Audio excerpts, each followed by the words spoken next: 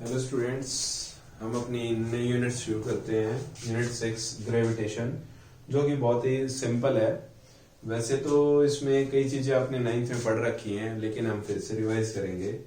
तो देखो, सबसे पहले आता है universal law of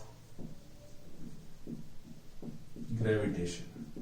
universal law of gravitation, दो बॉडीज हैं ए और बी, ठीक है। इनको सेपरेट किया गया है डिस्टेंस आर से।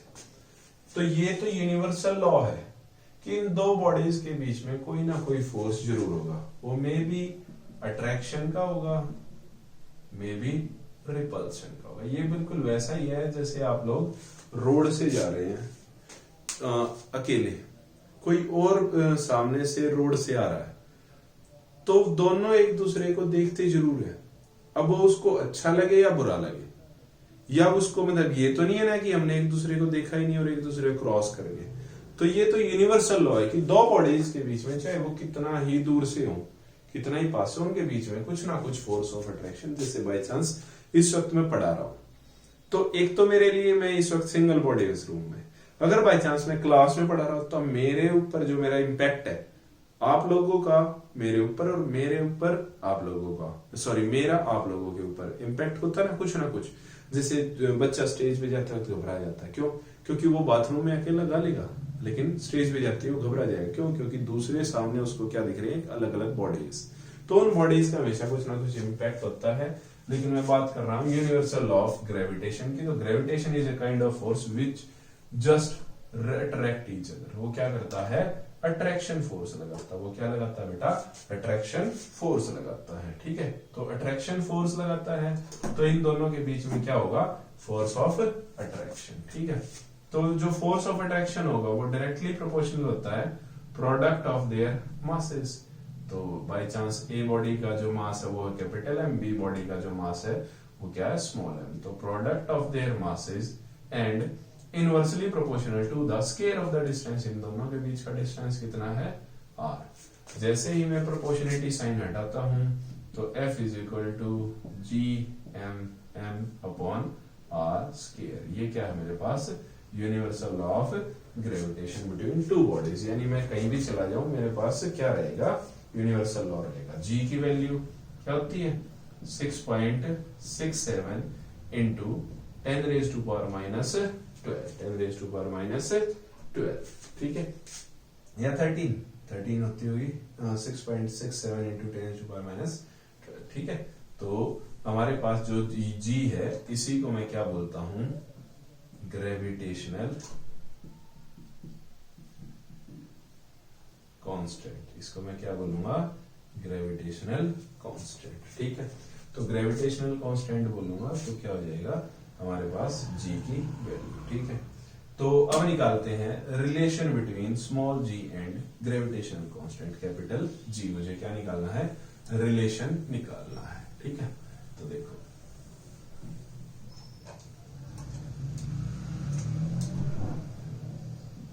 Relation between small G, it stands for gravity, and capital G, it stands for gravitational constant। gravitational constant, ठीक है। तो देखो, जब फोर्स एक बॉडी पे लगेगा, बाय चांस एक बॉडी है जिसका मास है m, तो इसका जो टोटल फोर्स या वेट होगा वो किसके इक्वल होगा बेटा?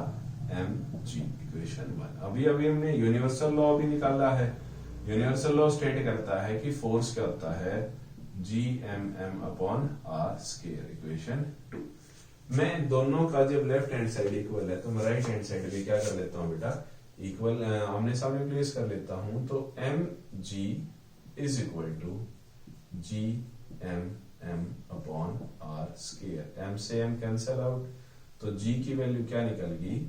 G M upon R square. This is the relation of small G and capital G. यानी जब जी की वैल्यू निकालनी है तो gravitational constant to mass of the capital body upon में उनका सरफेस। तो जैसे अर्थ पे हमारी जो जी की वैल्यू है वो कितनी है बेटा? 9.8 मीटर पर सेकेंड। ये कोई एजम्पशन नहीं है या ये कोई फिक्स वैल्यू नहीं है, ये हमने क्या की हुई है, डेराइव की हुई है। अगर आप कहेंगे तो देखो डेराइव करके देखते हैं इसी रिलेशन से, कैसे एज्यूम कर लेते हैं कि जो हमें किसकी निकालनी है, अर्थ की निकालनी है। तो ये क्या है, अर्थ। तो ये हमारा अर्थ का क्या माना मैंने, सरफेस। तो किसी भी पॉइंट पे चला जाऊं वो उसका क्या होगा, रेडियस। तो रेडियस ऑफ द अर्थ क्या है बेटा, रेडियस ऑफ अर्थ वो क्या होता है, 6400 किलोमीटर। लेकिन जब भी मैं कोई चीज डेराइव करता हूं तो मैं किस चीज में लिखता हूं, एसआई यूनिट्स में। तो एसआई यूनिट ऑफ किलोमीटर तो एसआई यूनिट नहीं है, वो क्या है, लेंथ की, मीटर। तो उसको मैंने 6 इंटू 10⁻6 से क्या कर लिया, मल्टीप्लाई कर लिया। ठीक है, तो ये मेरे पास क्या बच गया, 6.4। अब आ जाते हैं, जैसी बात है, मास। तो हमें मास ऑफ अर्थ भी चाहिए। मास ऑफ अर्थ कितना होता है, 6 इंटू 10⁻24 kg। तो SI unit of mass is kg, इसलिए मुझे इसको तो कन्वर्ट करने की जरूरत नहीं है। तो रिलेशन यूज किया मैंने अभी अभी जो डेराइव किया, gm/r स्क्वायर। मेरे पास सारी वैल्यूज हैं। ठीक है, तो जब तक एक बार आप पॉज करके, मैं पॉज कर रहा हूं, निकाल के देखो, अदरवाइज मैं सॉल्व कर रहा हूं। तो बेटा निकाली, आई होप सभी की 9.8 आई होगी, लेकिन अगर नहीं आई है तो देखो, by using this relation g निकालना है मुझे, g is equal to g की वैल्यू, अच्छा g की वैल्यू कितनी थी, 6.67 इंटू 10⁻⁻11। अब इस g की एसआई यूनिट भी अगर मुझे निकालनी हो तो वो क्या हो जाएगी, न्यूटन मीटर स्क्वायर पर केजी स्क्वायर। ये कैसे निकाली मैंने एसआई यूनिट, क्यों, क्योंकि देखो फोर्स की है न्यूटन मीटर केजी स्क्वायर, तो ये ऑलरेडी किसमें है, एसआई यूनिट है। देखो हमने रिलेशन यूज किया था, F is equal to G M upon R square. ठीक है, मुझे किस चीज की वैल्यू निकालनी है, g की निकालनी थी, तो मैंने क्या किया, F इंटू आर स्क्वायर है ना, अपॉन में मास इंटू मास, किसके इक्वल रहेगा ये, g के। तो फोर्स की एसआई यूनिट क्या होती है, newton. R is the radius, radius किस में किया जाता है, लेंथ में। तो लेंथ की एसआई यूनिट क्या होती है, मीटर। तो metre square upon mass into mass, mass की एसआई यूनिट क्या होती है, किलोग्राम। और अगर m इंटू mm स्क्वायर है तो क्या बन गया, न्यूटन मीटर स्क्वायर पर केजी स्क्वायर। तो एसआई यूनिट क्या निकली मेरे पास, g की न्यूटन मीटर स्क्वायर पर केजी स्क्वायर। और वैसे जो g की वैल्यू एक यूनिवर्सल कांस्टेंट है, इसकी हमें जरूरत पड़ती ही नहीं है कांस्टेंट की। ठीक है, तो वैल्यूज प्लेस कर देता हूं, 6.67 इंटू 10⁻⁻11, ये किसकी वैल्यू है, g की, into m is the mass of the earth. तो वो कितना होगा, 6 into 10⁻24 divided by R square. R is the radius of the earth, radius of the earth कितनी है बेटा, 6.4 इंटू 10⁻6 इंटू 6.4 इंटू 10⁻6, क्योंकि स्क्वायर था ना, आर का क्या है, स्क्वायर। तो g इज इक्वल टू, पहले इन दोनों को सोल्व कर लो। तो 6 7 42, 4 कैरी, 6 6 36, 6 6 36 प्लस 4 कितना हो गया, 40 पॉइंट आ गया। फिर से कैरी कितना कर गया, 4 कर गया, 4 कैरी कर गया, तो 6 6 36, 36 प्लस 4 40, कितना हो गया, 40 इंटू 10⁻, अब 10 की पावर्स को सॉल्व करते हैं। जब बेस सेम हो तो पावर क्या होती है, ऐड होती है। तो 25 प्लस ऑफ -11 कितना रह गया, 13, कितना रह गया, 13 डिवाइडेड बाय, अब इन दोनों को मल्टीप्लाई करते हैं, 6 4 6 4। तो आई थिंक अगर आप लोगों को याद नहीं है तो आएगा 40.96, 40.96। अब पावर को सॉल्व करते हैं, बेस सेम तो पावर क्या होगी, ऐड। तो 10⁻12, 10⁻12, यहाँ 13 है तो पावर कट हो गई। इसके 2 पॉइंट्स हैं, इसके भी 2 पॉइंट कट हो गए। जब मैं 4096 को कट करूंगा 4002 से, तो रिजल्ट आएगा 0.98 और इनटू में 10, जो कि मेरा रिजल्टेंट क्या देगा, 9.8 मीटर पर second square. This is the SI unit of gravity, this is the SI unit of gravity. तो ये जो जी की वैल्यू हम हमेशा यूज करते हैं, ये असल में क्या है कि डेराइव्ड वैल्यू है, ना कि अज्यूम्ड की हुई वैल्यू है। हाँ ये है कि ये किस पे है, सरफेस पे है। पॉइंट टू पॉइंट हमारा रेडियस ऑफ द अर्थ क्या होता है, चेंज होता रहता है। तो इसी को अगर मैं कंटिन्यू करता हूँ कि इफेक्ट ऑफ द हाइट और इफेक्ट ऑफ द अर्थ, लेकिन सबसे पहला टॉपिक आपकी बुक में दे रखा है केपलर्स लॉ, तो उसको थोड़ा सा बाद में कर लेंगे। हम पहले क्या कर लेते हैं, effect of height, effect of height. ठीक है, बाय चांस ये मेरा अर्थ सरफेस है, ठीक है, तो यहां से यहां तक का जो डिस्टेंस है वो मैं कितना ले रहा हूं बेटा, आर। बाय चांस कोई बॉडी अर्थ सरफेस से बाहर है, तो वो कितना ऊपर चला गया अर्थ सरफेस से, एच, कितना, एच। ठीक है, मुझे अब यहाँ इस पॉइंट पर क्या निकालनी है, ग्रेविटी, जिसको मैंने क्या नाम दे दिया, जी डैश। ठीक है, तो अर्थ सरफेस पे थी, तो जी की वैल्यू क्या होती है बेटा, G M upon R square. जब वो किस पे है, पॉइंट ए पे, और this is point B. Point A पे जो उसकी ग्रेविटी है वो हमारे पास by using relation between small G and capital G, तो G is equal to G M upon R square, है ना, यही होगा। तो अब देखते हैं, एक मिनट रुको, ये हिल रहा है, अब नहीं हिलेगा। अब देखते हैं एट हाइट, तो इस बार जो टोटल डिस्टेंस बन गया उसको मैंने नाम दिया G dash is equal to G M upon, अब जो डिस्टेंस बन गया वो बन गया यहां से लेकर यहां तक का, मुझे इस पॉइंट पे निकालनी है। तो जो जी का वेक्टर था वो क्या बता रहा है, distance between these two points या दीज टू बॉडीज, तो वो क्या बन गया, आर प्लस एच, तो उसका क्या था, स्क्वायर। तो resultant is R plus H का होल स्क्वायर। मैंने क्या किया, इक्वेशन 2 को इक्वेशन 1 से क्या कर दिया, डिवाइड कर दिया। तो it means G dash upon G, G dash upon G is equal to G M upon R plus H whole square divided by G M upon R square, क्योंकि मैंने यहां तक का क्या लिया है, आर स्क्वायर। ये आर कैपिटल लिख देता हूं ताकि डाउट ना हो। ठीक है, अब देखो जीएम से जीएम कैंसिल आउट हो गया, डिनोमिनेटर का न्यूमरेटर का डिनोमिनेटर बनता है, और डिनोमिनेटर का डिनोमिनेटर क्या बन जाता है, न्यूमरेटर। तो रिजल्टेंट आ गया R square upon R plus H का होल स्क्वायर। ठीक है, इस पूरी टर्म को मैं कैसे लिख सकता हूं, R upon R plus H का होल स्क्वायर लिख सकता हूं, होल स्क्वायर लिख सकता हूं।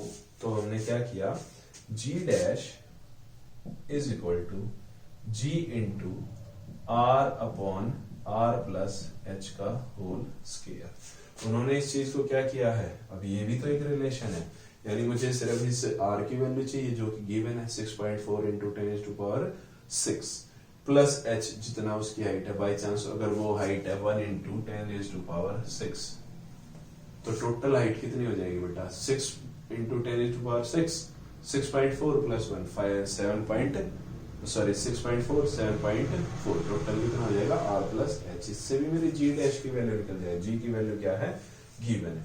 लेकिन इसको अगर मैं आपकी बुक के हिसाब से कंफर्म करूं तो उन्होंने क्या किया, इसका रेसिप्रोकल कर दिया, G into R plus H upon में आर, जो पावर +2 थी उसको उन्होंने क्या लिख दिया, -2। ठीक है, is equal to G into जो डिनोमिनेटर है वो अलग अलग कर दिया। ठीक है, यानी g इंटू आर से आर कैंसल आउट हो गया, 1 प्लस h अपॉन आर की पावर -2। फिर इन्होंने क्या किया, एक सबऑर्डिनेट मेथड से क्या किया, इन्होंने इस चीज को सॉल्व कर लिया। आपकी बुक में इसको लिख दिया g into 1 minus 2h upon R, 2h upon R. ये जो माइनस का 2 है यहाँ सीधा सा सॉल्व कर दिया इन्होंने कि जो पावर है वो सीधे सी क्या आ जाएगी, दिस। तो g dash is equal to g into 1 minus 2h upon R. This is the effect of height या रिलेशन अगर मुझे निकालना हो। मैंने अभी एक एग्जांपल दिया कि बाई चांस 1 किलोमीटर मुझे बढ़ा देना हो या घटा देना हो तो वो अलग अलग है। ठीक है, तो देखो अब इसके अंदर प्लेस करके देखते हैं। बाय चांस ये था 6.4 इंटू 10⁻6, ठीक है। मुझे यही दो चीज चाहिए, तो जी डैश की वैल्यू कैसे निकलेगी, जी की वैल्यू है 9.8 इंटू 1 माइनस 2 इंटू एच कितना है 1, है ना, तो 2 into 1 into 10⁻6, this is the 2h upon r is 6.4 into 10⁻6, तो g dash is equal to 9.8 into 6.4 into 10⁻6 minus में, क्योंकि ये इसके साथ मल्टीप्लाई किया, माइनस में 2 into 10⁻6 divided by 6.4 into 10⁻6, g dash is equal to 6.4 10⁻6 मैंने कॉमन ले लिया, तो 9.8 इंटू ऊपर क्या लिया 10⁻6 मैंने क्या ले लिया कॉमन, क्या रहेगा 6.4 माइनस में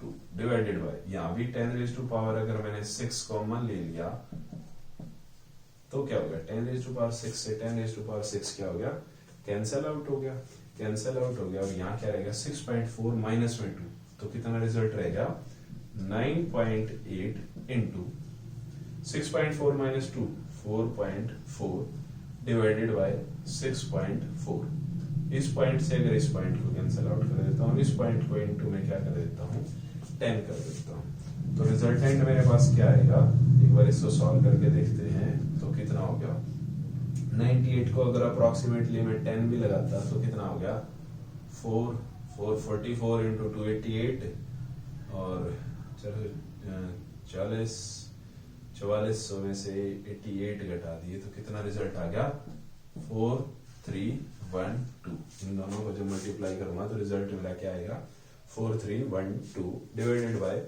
640, अगर इसको मैं डिवाइड करता हूं तो 6 7 तो अप्रोक्सीमेटली आंसर आता है मेरा 7.2 अप्रोक्सीमेटली समथिंग। तो जी डैश जब एक बॉडी अर्थ सरफेस से 1 इंटू 10⁻6 किलोमीटर ऊपर चली जाएगी तो उस पर जो इफेक्ट रहेगा ग्रेविटी का, जी डैश की वैल्यू आएगी, वो कितनी आएगी 7.2, ठीक है।